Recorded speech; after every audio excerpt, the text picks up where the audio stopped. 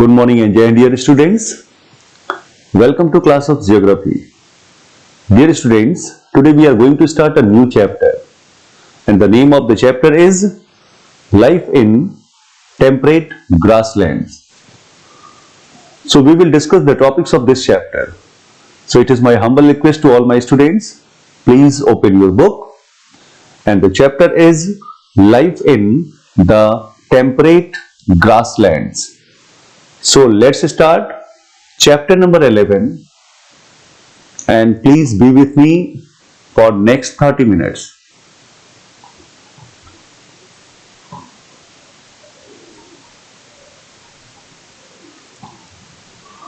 So dear students, the chapter is Life in the Temperate Grasslands and this is chapter number 11.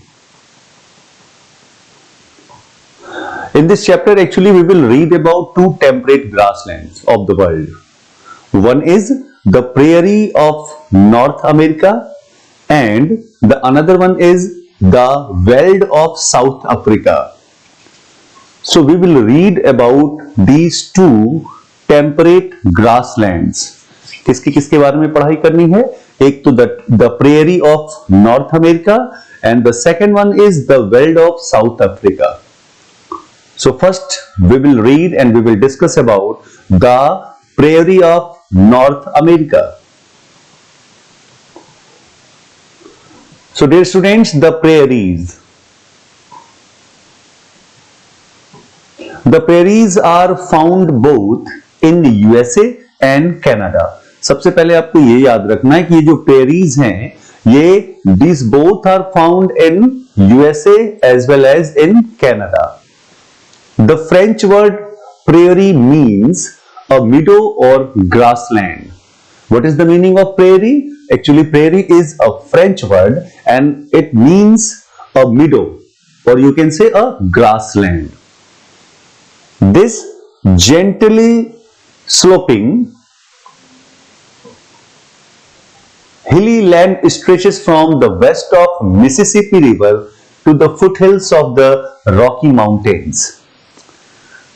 ये जो gently sloping hilly land है ना, ये Mississippi river के waste से लेकर रॉकी माउंटेन्स के फुटहिल्स तक फैला हुआ है.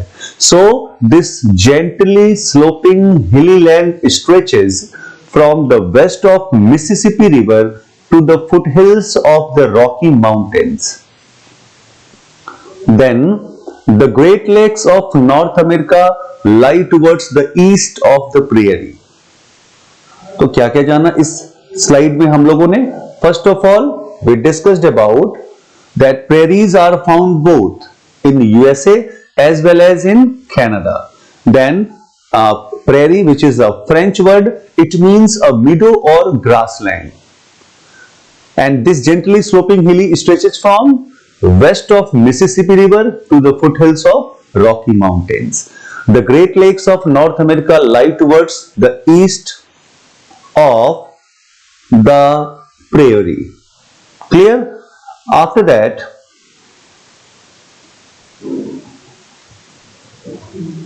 the Canadian prairies. मैंने पहले कहा था ना कि ये प्रेरी जो है ये यूएसए में भी है और कनाडा में भी है. तो पहले देखते हैं कि कनाडा के किन किन एरियाज में ये फैला हुआ है. So the prairies which is in Canada, that is known as the Canadian prairies. So the Canadian prairies include the provinces of Alberta, Manitoba, Saskatchewan, Ontario. These are the areas where prairies are found in Canada. I'm repeating the name: Alberta, Manitoba, Saskatchewan and Ontario.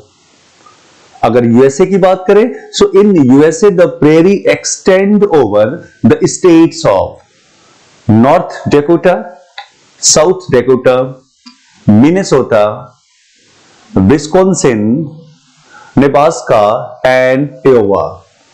These are the areas where prairies extended and that you have to keep it in your mind. अगर Canadian prairies की बात करें तो that is different reason. Like Alberta, Manitoba, Saskatchewan and Ontario. लेकिन अगर USA की बात करें तो that is extended over the states of North Dakota, South Dakota, Minnesota, Wisconsin, and Nebraska and Iowa. Now the north-south extent of the prairies is about 6,000 kilometer. अगर north south में इसके extension की बात करें कि ये कितना फैला हुआ है, तो नॉर्थ साउथ एक्सटेंट जो है प्रेरीज का दैट इज 6,000 किलोमीटर। अगर इसको ईस्ट वेस्ट का एक्सटेंशन देखना है तो that is 2,000 kilometre. That you have to also keep it in your mind. Like the north-south extent of prairies is about 6,000 kilometer, while the east-west extent is about 2,000 kilometer. The region is flat in the east and rises to a height of about 500 meter in the west. अगर east की बात करें तो east में ये जो prairies हैं ये फ्लैट है, लेकिन जैसे जैसे आप वेस्ट की तरफ जाओगे तो वेस्ट में ये 500 मीटर की हाइट तक ही है। So the region is flat in the east while it rises to a height of about 500 meter in the west. The northern part of the prairies slopes towards the Arctic Ocean, while the southern part slopes towards the Gulf of Mexico. अगर prairies के northern part की बात करें तो ये जो prairies के जो स्लोप्स हैं वो आर्कटिक ओशन की तरफ हैं, और अगर सदर्न पार्ट की बात करें तो ये गल्फ ऑफ मैक्सिको की तरफ हैं। ये आपको याद रखना है। Northern part of prairies slopes towards the Arctic Ocean, while the southern part of slopes towards the Gulf of Mexico. The prairies are mainly drained by the Saskatchewan River in Canada and by the Mississippi River and its tributaries in USA. अब ये prairies को drain कौन कौन से river करते हैं? तो अगर कनाडा की बात करें तो सैस्कैचुआन रिवर, और अगर यूएसए की बात करें तो Mississippi river and it's tributaries, they drained the prairies. Clear? After that, now we will discuss about the climatic conditions of the prairies. So due to its location in the interior of the continent, the region experiences a continental type of climate. इसका जो location है, prairies का जो location है ना, वो continent के interior में है, and that's why this region experiences a continental type of climate. यहाँ का क्लाइमेट कैसा है? कॉन्टिनेंटल टाइप का है। क्यों? Because it is in the interior of the continent. The summer season is fairly warm and the winter season is cold. जैसा interior part में होता है ना, जहां पर समर वार्म होते हैं एंड विंटर सीजन कोल्ड होते हैं, it is same in prairies also. The summer season is fairly warm and the winter season is cold. The northern part is open to the cold polar wind, और ये जो northern part है ना, वो cold polar wind के लिए open है।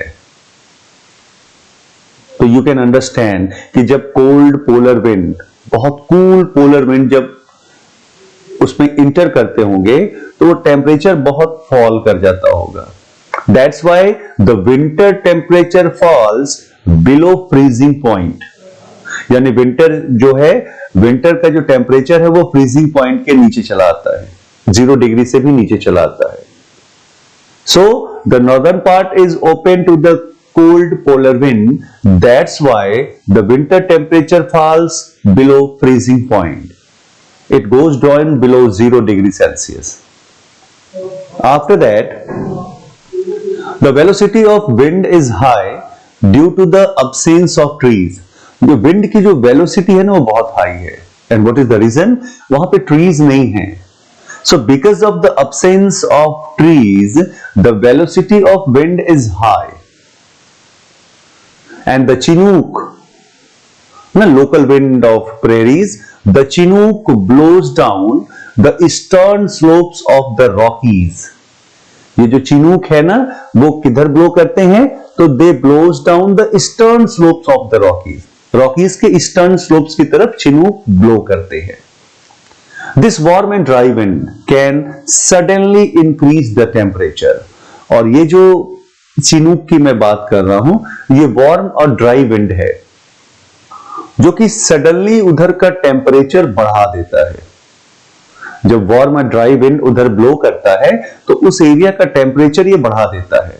And thus keep the grasslands clear of snow during the winter season. और इसका फायदा क्या होता है कि ग्रासलैंड जो है विंटर सीजन में भी क्लियर रहता है, स्नो नहीं होता. ठीक है ना. तो ये फायदा है चिनूक का कि chinook blows down the eastern slopes of the Rockies and this warm and dry wind can suddenly increase the temperature and thus keep the grasslands clear of snow during the winter season. Winter season में वो snow का जो कोई snow को एकदम clear कर देता है. After that the average annual rainfall is about 50 centimeter and it falls mostly during the summer season. अगर वहां के एनुअल रेनफॉल की बात करें तो दैट इज 50 सेंटीमीटर. और वो भी ज्यादातर जो रेनफॉल होता है that is in the summer season. तो दो चीजें याद रखनी है. Average annual rainfall is 50 centimetre and most of the rainfall occurs during the summer season. And if we will talk about the amount of rainfall, so the amount of rainfall decreases from south to north and from east to west. अगर amount of rainfall की बात करें तो south से अगर आप north की तरफ जाएंगे तो वो डिक्रीज होता जाएगा अमाउंट, या ईस्ट से वेस्ट की तरफ जाएंगे तो रेनफॉल का अमाउंट डिक्रीज होता जाएगा. So the amount of rainfall decreases from south to north and from east to west during the winter months. अब विंटर मंथ्स में क्या होता है? A major part of the prairies are under a thick cover of snow. Winter में क्या होता है कि बड़ा पार्ट प्रेरीज का वो स्नो के कवर में, थिक कवर ऑफ स्नो में कवर्ड हो जाता है. So during the winter months a major part of the prairies are under a thick cover of snow. तो दो इसमें क्या क्या याद रखना है कि जो एनुअल रेनफॉल है, एवरेज एनुअल रेनफॉल 50 सेंटीमीटर, ज्यादातर रेनफॉल समर सीजन में होता है. और अगर अमाउंट ऑफ रेनफॉल की बात करें तो the amount of rainfall decreases from south to north and from east to west. And in winter months, a major part of the prairies are under a thick cover of snow. Now about flora and fauna. अब flora and fauna की हम लोग बात कर ले. So grasses are the most dominant vegetation of prairies. Prairies में जो सबसे ज्यादा मिलेगा वो मिलेगा grasses. That's why it is written that grasses are the most dominant vegetation. They are dependent on rainfall during the growing season as the shallow roots cannot reach groundwater. और ये किस पे डिपेंडेंट होते हैं? ये रेनफॉल पे dependent होते हैं ग्रोइंग सीजन के लिए, क्योंकि जो उनके शैलो रूट्स होते हैं वो अंडरग्राउंड में जो है ग्राउंड वाटर तक नहीं पहुंच पाते. So they are dependent on rainfall. The entire region is treeless plain. जो पूरा रीजन है ना वहां पे ट्रीज नहीं होते, ग्रासेस होते हैं, तो वो treeless plain है. But in the river valleys और वेयर वाटर इज अवेलेबल, लेकिन अगर रिवर के आसपास की बात करें या उन एरियाज की बात करें जहां पर वाटर अवेलेबल है, वहां पे क्या होता है? तो वहां पे कुछ ट्रीज जो हैं वो ग्रो करते हैं. And the trees like पॉपुलर्स and willows they grow near river valleys or where water is available. That you have to keep it in your mind. Two types of trees like poplars and willows grow in those areas where water is available. The grasses are short or tall depending on the amount of precipitation. देखो grasses short हो या toll हो, ये इस बात पे depend करता है कि वहां पर कितना प्रेसिपिटेशन होता है. So that depends on the amount of precipitation that grasses will be short or tall. Clear? After that, before the arrival of the European, the prairies was the home to the bison or the American buffalo. European के पहुंचने से पहले, European के इन areas में पहुंचने से पहले ये जो प्रेरीज थे, that was the home of bison और द अमेरिकन बुफेलो. वो अमेरिकन बुफेलो या बिसन का घर हुआ करता था. But due to indiscriminate hunting they have become almost extinct. लेकिन उनका इतना ज्यादा हंटिंग हुआ, इतना ज्यादा शिकार हुआ कि वो लगभग खत्म हो गए. वरना एक समय जो प्रेरीज थे वो बिसन या अमेरिकन बुफेलो का घर हुआ करता था. But before the arrival of Europeans I am talking about. The prairie dog of central USA is a popular animal. Prairie dog बहुत पॉपुलर एनिमल है सेंट्रल यूएसए का. Other important animals found in this region are rabbits, coyotes and gophers. जो दूसरे animals पाए जाते हैं इस रीजन में, दे आर मतलब अगर मैंने पहले क्या बोला था कि वो बिसन या अमेरिकन बुफेलो, उसके बाद prairie dog, and after prairie dog rabbits, coyotes and gophers are found in this region. Then now we will talk and we will discuss about people and their economy activities. So agriculture is the most important occupation in the prairie. Prairies में जो सबसे important occupation है या most important occupation है, that is agriculture. So we can say that agriculture is the most important occupation in the prairies. The natural environment favors the cultivation of a large variety of crops. वहां का जो natural environment है ना, वो large variety of crops को favour करता है, large variety of cultivation को फेवर करता है. And crops like corn, wheat, oats, barley, rye and oil seed, these are grown there. I am repeating the name of the crops. They are corn, wheat, oats, barley, rye and oil seeds. And you know the wheat is the most important crop there. वहां पे जो सबसे important crop है वो क्या है? वो wheat है.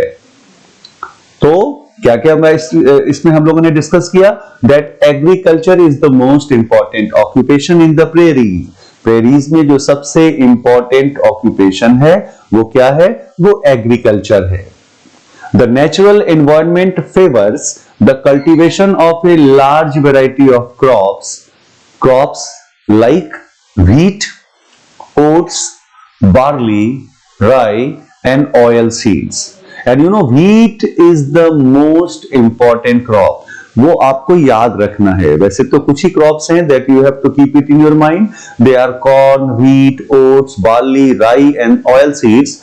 लेकिन इन सब में से भी जो सबसे इंपॉर्टेंट क्रॉप है वो है wheat, that you have to keep in your mind.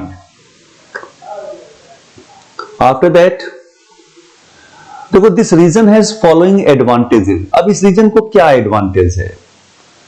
तो the advantages are the rolling plains are well drained and suitable for mechanized large scale farming. वहां का जो रोलिंग प्लेन्स है ना वो वेल ड्रेन्ड है और लार्ज स्केल फार्मिंग के लिए बड़ा सुटेबल है. मैकेनाइज्ड लार्ज स्केल फार्मिंग, देखो जहां पे लार्ज स्केल फार्मिंग होती है वहां पे ज्यादातर काम मशीनों से होता है और उसी को कहते हैं mechanised large scale farming. Large scale farming with the help of machines, तो वो वहां के लिए बहुत सुटेबल है. Then the melting of snow due to warm Chinook wind helps in providing moisture to the soil. जो melting of snow है ना Chinook की वजह से, मैंने बताया था ना वार्म विंड है वहां का, लोकल विंड है Chinook, उसकी वजह से क्या होता है कि ये सॉइल को मॉइस्चर मिल जाता है. So the melting of snow due to warm chinook wind helps in providing moisture to the soil. After that, the dark brown soil is full of humus and other organic matter. ये जो dark brown soil है ना, वो humus से full होता है और बहुत सारे ऑर्गेनिक मैटर होते हैं इसमें. So these are the advantages जो कि प्रेरीज में है. After that the utilisation of these areas for farming began with the development of farm machinery. इन एरियाज का जो यूटिलाइजेशन है ना फार्मिंग के लिए, वो कब से शुरू हुआ? जब से फार्म मशीनरी बनने लगे. Machinery for agriculture, machines for agriculture और मशीन्स फॉर फार्म, जब ये बनने लगे, इनका डेवलपमेंट हुआ, तो इन एरियाज का फार्मिंग के लिए यूटिलाइज होना शुरू हो गया. And this helped the farmer to cultivate grain on a large scale. और इन मशीनों की मदद से ये जो फार्मर्स हैं वो लार्ज स्केल पे कल्टीवेशन करने लगे, ग्रेन को कल्टीवेट करने लगे. Wheat farms in the prairies are very large. बहुत बड़े बड़े व्हीट फार्म्स हैं. You can not imagine actually. About 1000 hectares, 1000 hectares के व्हीट फार्म्स हैं प्रेरीज में, जो कि बहुत बड़ा है, very large. Agriculture is highly extensive and mechanised. वहां पे जो एग्रीकल्चर है वो एक्सटेंसिव, बड़े पैमाने पे होता है और मैकेनाइज्ड है, मशीनों से होता है. Because you can easily understand कि जहां पे 1000 हेक्टेयर्स के व्हीट फार्म्स हो, वहां पे मशीनों से ही काम हो सकता है. That's why agriculture is highly extensive and mechanised. The farm is managed by the farmers and his family. और ये जो फार्म का पूरा मैनेजमेंट है वो फार्मर्स और उसकी फैमिली करते हैं. Clear? After that a typical wheat farm in the prairies has a fleet of agricultural machinery. वहां के जो व्हीट फार्म है ना, वहां पे कई तरह की एग्रीकल्चरल मशीनरी, फ्लीट है एग्रीकल्चरल मशीनरीज के. Machineries like tractors, harrows, seed drills, combine harvester, wagons and trucks. ये सब वहां पे यूज होता है. That's why a fleet of agricultural machinery was used. They are tractors, harrows, seed drills, combine harvester, wagons and trucks. यहां पे मैंने बताया कंबाइन हार्वेस्टर बहुत इंपॉर्टेंट और बहुत बड़ा मशीन होता है. So the combine harvester is a huge machine. ये combine harvester ना बहुत बड़ी मशीन होती है, which reaps, जो रीप कर सकता है, थ्रेसेस कर सकता है, और सैक्स कर सकता है एक सिंगल ऑपरेशन में व्हीट को. तो the combine harvester is a huge machine which reaps, threshes and sacks wheat in a single operation. बहुत इंपॉर्टेंट मशीनरी, बहुत बड़ा मशीन है. After that the farms are generally divided into sections for the rotation of crops. यहाँ के जो farms है ना वो सेक्शंस में डिवाइड किए गए हैं जिससे कि क्रॉप का रोटेशन हो सके. That's why it is written that the farms are generally divided into sections for the rotation of crops. Contour ploughing and strip cropping are widely practised. वहां पे अगर किस तरह की फार्मिंग होती है तो काउंटर प्लगिंग होती है और स्ट्रिप क्रॉपिंग वो सबसे ज्यादा वहां पे यूज होता है जिससे कि सॉइल इरोज ना हो पाए या सॉइल इरोजन कम हो जाए. So contour ploughing and strip cropping are widely practised to reduce soil erosion. In the western part, where the climate is too dry for wheat cultivation. देखो वेस्टर्न पार्ट में जहां पे क्लाइमेट बहुत dry है wheat cultivation के लिए, cattle rearing is done. तो वहां पे लोग क्या करते हैं, वहां पे कैटल रियरिंग करते हैं. ठीक है ना, एनिमल्स को डोमेस्टिकेट करते हैं, उनको पालते हैं. तो वेस्टर्न पार्ट बहुत ड्राई है, व्हीट वहां पे कल्टीवेशन मुश्किल है, तो वहां के लोग कैटल रियरिंग करते हैं. वैसे corn and oats are used to feed and fatten cattle and pigs. Corn और ओट्स, ये दो ऐसे क्रॉप हैं जो कि वहां पर कैटल को खिलाने का और उनको तंदुरुस्त बनाने के लिए यूज किया जाता है। पिग्स को भी, कैटल को भी और पिग्स को भी। So corn and oats are used to feed the and fatten cattle and pigs. The dairy farming belt extends from the Great Lakes up to the Pacific coast. ये जो dairy farming है ना, वो वहां बहुत दूर, बहुत बड़े पैमाने पे लोग करते हैं। ये ग्रेट लेक्स से लेकर पैसिफिक कोस्ट तक फैला हुआ है dairy farming. Very important occupation there. The farmers here produce much more than their needs. यहां पे क्या है, यहां पे फार्मर्स अपने नीड्स से बहुत ज्यादा प्रोड्यूस करते हैं और इसीलिए प्रेरीज को the granary of the world भी कहते हैं, क्योंकि यहां पे व्हीट का प्रोडक्शन बहुत ज्यादा होता है। That's why prairies are known as the granary of the world. पूरी दुनिया की ग्रेनरी कहा जाता है प्रेरीज को। और जो मेन रीजन है, due to surplus wheat production, जो व्हीट का प्रोडक्शन बहुत ज्यादा होता है, कंजम्पशन से बहुत ज्यादा। The surplus produce is exported. तो जो सरप्लस प्रोडक्शन है वहां पर, उसको वो क्या करते हैं, वो दूसरे कंट्रीज को बेच देते हैं या एक्सपोर्ट कर देते हैं। The penetration into the prairie is closely linked with the construction of transcontinental railways. अगर पेनिट्रेशन की बात करें प्रेरीज में, तो वो वहां पर ट्रांसकॉन्टिनेंटल रेलवे से बहुत क्लोजली लिंक्ड है। आपको पता है कि railways are required to transport to consuming centres and port towns. अगर सारे गुड्स को या प्रोड्यूस को कंज्यूमिंग सेंटर्स तक ले जाना है या पोर्ट टाउन्स तक ले जाना है, तो रेलवेज की जरूरत पड़ेगी। इसलिए वहां पर रेलवेज का जो है, कंस्ट्रक्शन ऑफ ट्रांसकॉन्टिनेंटल रेलवेज के बारे में मैंने आपको बताया। These are needed to transport to consuming centres as well as the port towns. देखो, in the prairies most of the towns are big railway junctions. Prairies में जो ज्यादातर टाउन्स है ना, वो बड़े रेलवे जंक्शंस हैं। And these towns are centres for the collection and storage of agricultural products and the distribution of manufactured goods. तो ये जो बड़े टाउन्स हैं, जिसको मैंने कहा बिग रेलवे जंक्शंस, ये जो सेंटर्स हैं ना, ये जो टाउन्स हैं, they are the centres for the collection and storage of agricultural products. ये एग्रीकल्चरल प्रोडक्ट्स के कलेक्शन सेंटर हैं और वहां पर उसको स्टोर करते हैं। और उसके बाद they the distribution of manufactured goods, और जो भी गुड्स बनाते हैं उसको डिस्ट्रीब्यूट करते हैं।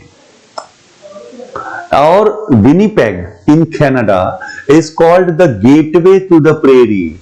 जो कनाडा में जो विनिपेग है, विनिपेग को प्रेरी का गेटवे कहते हैं। You have to keep it in your mind that Winnipeg in Canada is called the gateway to the prairie. Minerals की बात करें तो a variety of minerals and power resources along with an efficient system of transport and communication has helped this region to develop a large variety of heavy and consumer goods industries. बहुत सारे mineral resources और power resources की वजह से, और उसके साथ साथ एक एफिशिएंट सिस्टम है ट्रांसपोर्ट का, कम्युनिकेशन का, इन सब की वजह से, mineral resources, power resources, efficient system of transport and communication, इन सब की वजह से इस रीजन में बहुत सारे हैवी और कंज्यूमर गुड्स के इंडस्ट्रीज सेटअप हो गए, वहां के इंडस्ट्रीज डेवलप हो गए। Most of the towns in this region are industrial towns. इस रीजन में ज्यादातर जो टाउन्स हैं वो कैसे टाउन्स हैं? They are industrial towns. और अगर इंपॉर्टेंट टाउन्स की बात करूं तो they are Chicago, Indianapolis and Denver in USA and Winnipeg, Calgary and Edmonton in Canada। अगर यहां के मैंने बताया कि ज्यादातर जो टाउन्स हैं वो क्या हो गए, वो इंडस्ट्रियल टाउन्स हो गए। और इंपॉर्टेंट टाउन्स की बात करें तो they are Chicago, Indianapolis and Denver in USA and Winnipeg, Calgary and Edmonton in Canada. So dear students, we have discussed many topics today of the chapter of the temperate grasslands. So it is my humble request to all my students, please read all the topics which I explained today. We will meet in next class with new topics of the chapter. Till then, thank you and have a nice day.